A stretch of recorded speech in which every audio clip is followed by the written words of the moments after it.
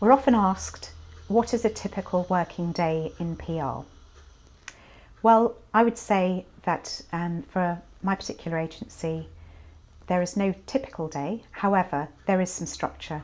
So we're all working at 9 a.m. in the morning, and most people leave the office at about 6, which is in real world terms a very short day for PR people. However, that said, what we find is that the start of the day, most people are more productive. And at the start of the week, if we're proactive, we will get better results than if we become proactive at the end of the week. So what do I mean by that? So if you look at the media agenda and you want to get news out and set the news agenda, you really need to get something out as early as you can at the start of the week. Why? Because the week becomes more and more congested as the week goes on, and there is a pattern, and this doesn't just follow with the national media, it follows with most other forms of media. So what we do is at the start of the week, because we've planned the week before and have copy written signed off by the client, Monday, Tuesday and Wednesdays are really good sell-in days. So that's when we get our messages out to the media.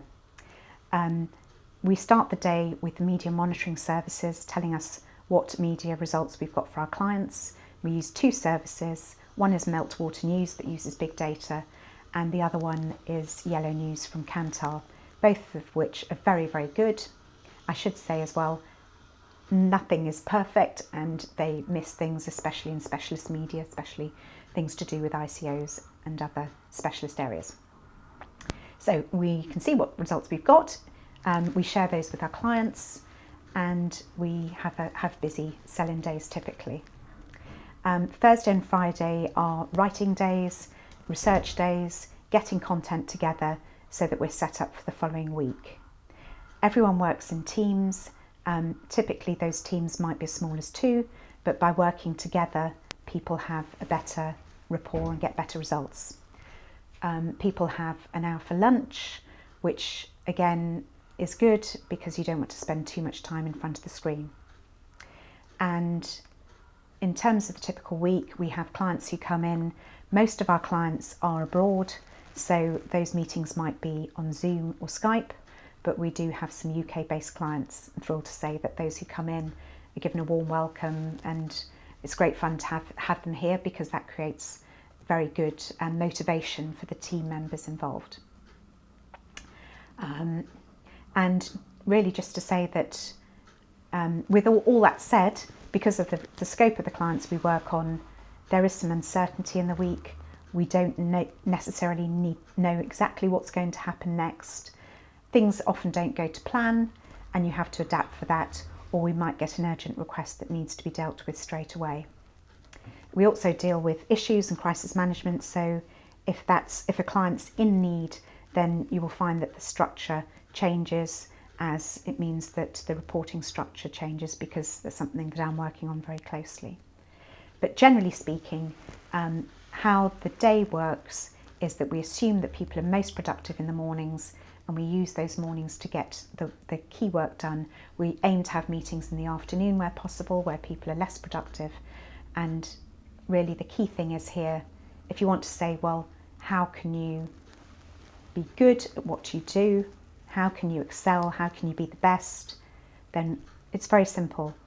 You need to be yourself and don't try and pretend to be somebody you're not, because the whole process of learning is in a relaxed state, so you need to be relaxed. You also need to consume media as much as possible, and you're not going to be able to do it in the working day. Why? Well, call me harsh, but I do not want to see somebody spending 3 hours of a working day reading a document that actually is quite interesting and fascinating, and they could read in their own spare time, i.e. in the evening. So I often think that evenings are a good time to do some research around the subject matter. So if you want to be good, consume the media. Also, be curious. What's sad is that curiosity is such a rare quality in individuals now, and I think it's such a pity.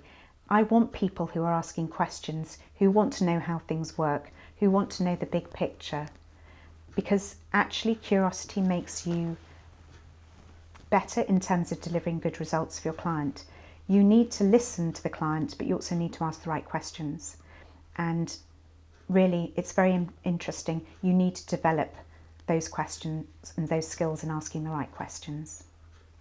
And if you don't enjoy what you're doing, then I would say something's wrong, because there are so many jobs you could be doing that aren't fun. But PR actually, at the end of the day, is really all about fun. It's about creating an environment in which your clients can grow and develop, and which you're raising their profile in a way that helps them reach their target audiences.